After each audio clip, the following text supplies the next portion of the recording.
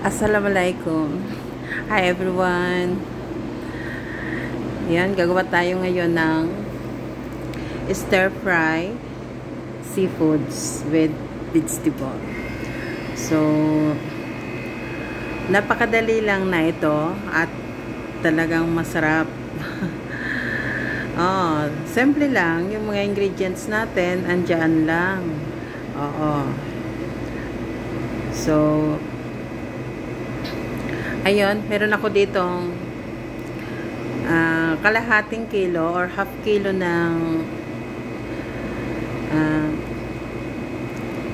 shrimps at saka half kilo ng slice squid or calamari.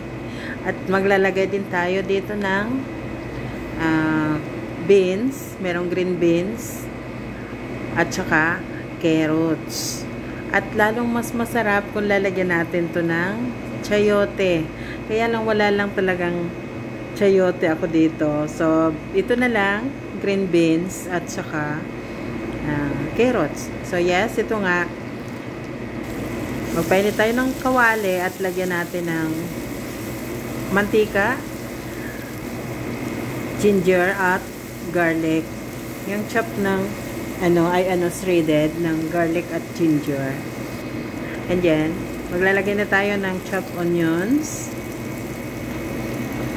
At nasa sa inyo kung maglagay kayo ng bay leaves. Pero naglalagay ako ng bay leaves at saka peppercorn or kaya pepper flakes. So, kaya ako naglalagay na ito para malis yung langsa ng ating seafoods. At saka ito ilagay na natin yung ating seafoods at saka naglagay ako ng oyster sauce. Naglagay tayo ng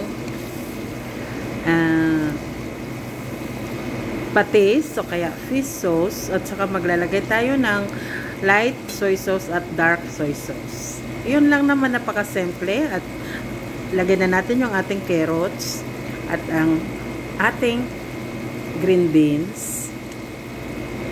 Ayun lang. And then, hayaan natin na mag-dry ng kaunti.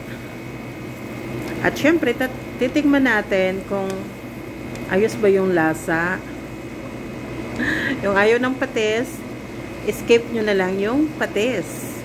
Eh, napakasimple lang naman na ito at napakasarap. Oh, diba? Kompleto yung vitamina para sa mga anak natin. So, ito na. Okay na siya. O yan, si-serve na natin. O, diba? Ang sarap-sarap.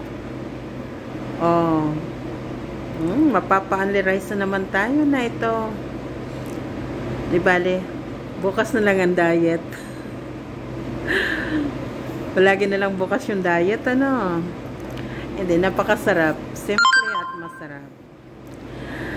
So, yan guys. Hanggang dito na lang. Ito lang yung ating videos for today. At sana nag-enjoy kayo. At sana masarapan kayo. Sige, bye-bye!